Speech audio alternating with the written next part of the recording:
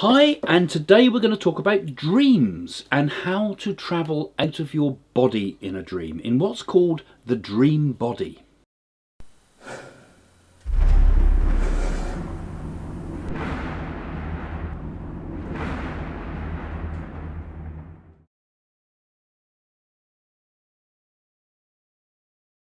So, out of body experiences. I mean, I've certainly had one. Maybe you have. It is quite a common experience, actually. There was a report done by Dr. Eugene E. Barnard, who said that 1 in 100 people have reported having had an out of body experience of some sort or other.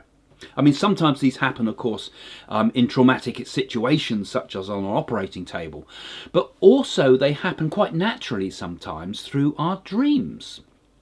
Now, the Egyptians knew all about this, the ancient Egyptians. They talked about the Ba. And this was like the idea of the Ba was like the spirit that could leave the body. And it was represented in hieroglyphics and in their drawings and things as a bird-like spirit with a human head. It's a very strange looking thing. But, you know, they were obviously talking about it long ago. In fact, it's even in the Bible, isn't it? It's Elisha who in the Bible wrote about the going through the air and visiting the bedroom of the enemy Syrian king and overhearing the battle plans and then giving those battle plans to the Israelites. So, you know, right back in the biblical times, they were talking about this out-of-body experience of some sort.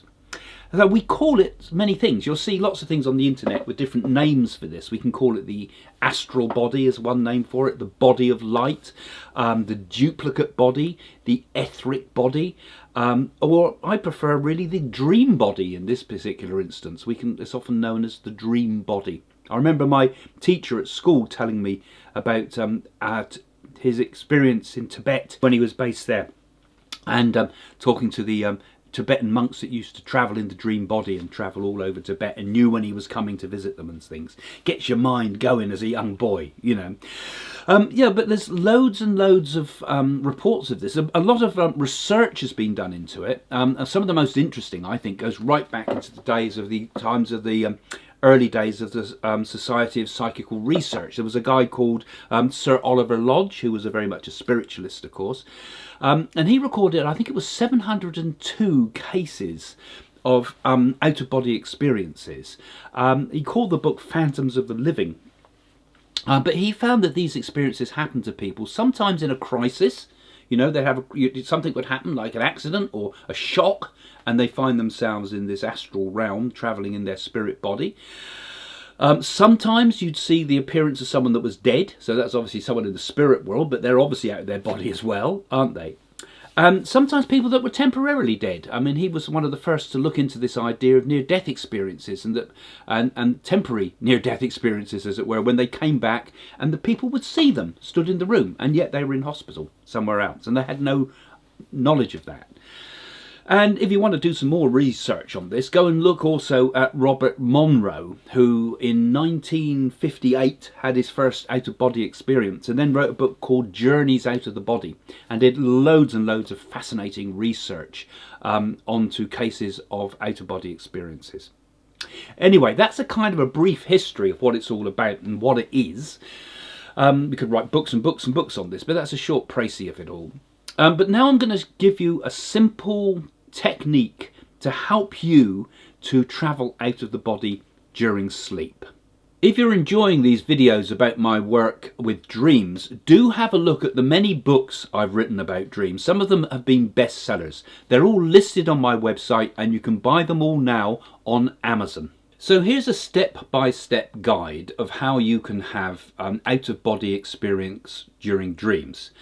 But remember, this is a process that can take quite a lot of time before you can master it. So be patient about getting good results. Step 1, go to bed, of course. But when you're in bed, see if you can orientate the bed in such a way that your head points northwards. Because the electric field of the earth has a very strong influence upon the human body, particularly since our blood cells have high content of iron. So the facing north with your bed is a very powerful way to increase the energy within yourself. And many people believe that facing north does help to encourage out-of-body experiences.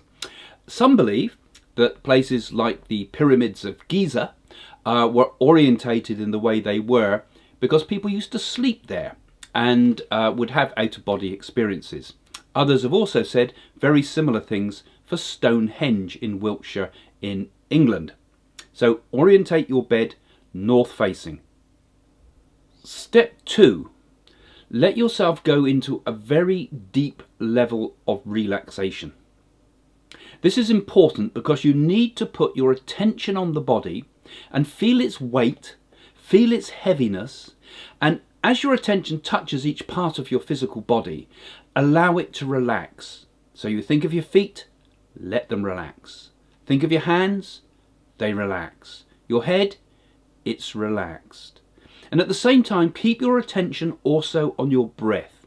Watch how it rises and falls, and with each breath, let yourself sink deeper and deeper into as a relaxed state as you can. Step 3. You need to be in a state that is neither waking nor sleep. You've got to find that state that's somewhere in between. This is often done by watching the visual images that appear in the mind's eye and focusing on them and holding your attention on them for a while.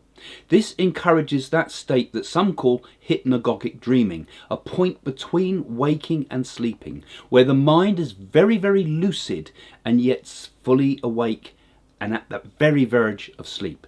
So don't fall asleep, but stay in that wakeful state of high flow of imagery. Step 4. In your mind's eye, imagine the room around you. Your eyes are still closed, you're laid on your back, but in your mind's eye, imagine you can see the room.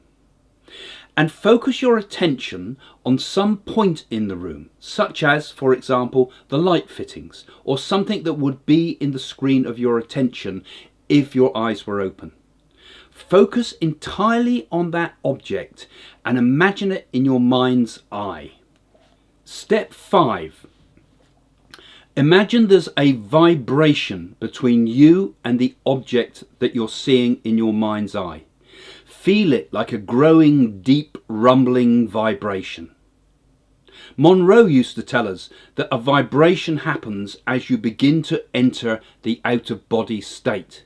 So this visualization of a vibration helps you connect with your astral body.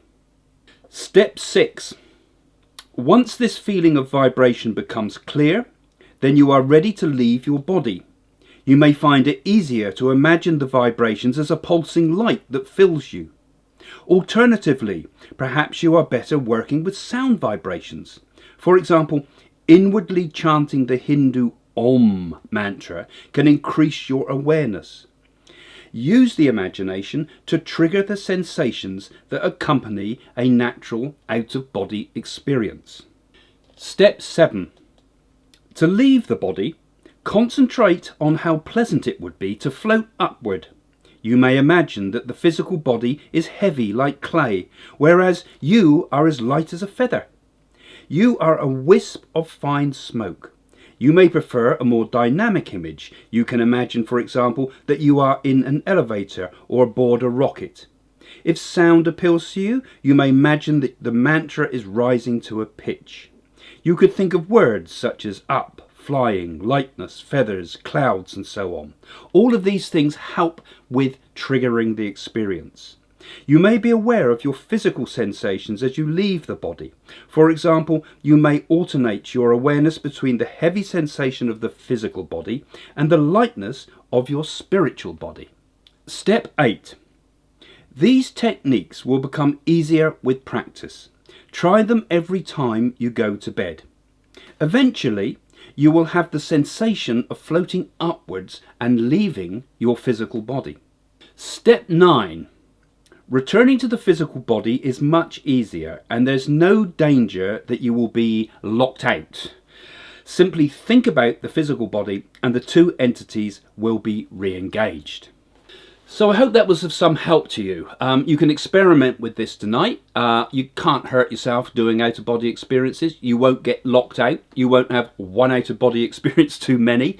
It's all quite safe. And particularly if you experiment with it in this simple way, using the imagination first to trigger the out-of-body experience and then seeing where it goes from there. There's masses more I could tell you about this whole subject, but have a try. Try it tonight and see if how you get on with it. And if you've had an interesting out-of-body experience yourself, or a near-death experience, please put your comments just below the description on the YouTube page, because it's very interesting to hear what you have to say, and we might be able to perhaps interview you if you've got something interesting to say. Anyway, thank you for joining us, and if you're new to this channel, don't forget to click that little bell thingy at the bottom of the page there, because that will subscribe you, and if you subscribe to us, you'll get new updates every time we go live with another video, and there's lots going on this channel at the moment. Anyway, thanks for joining us. See you soon. If you're enjoying these series about dreams, don't forget to have a look at my dream books. I've written a number of these books, and they are all available on Amazon. So pop along to Amazon or our website, have a look at the books, and I'm sure you'll enjoy all the many experiments that you can find in them.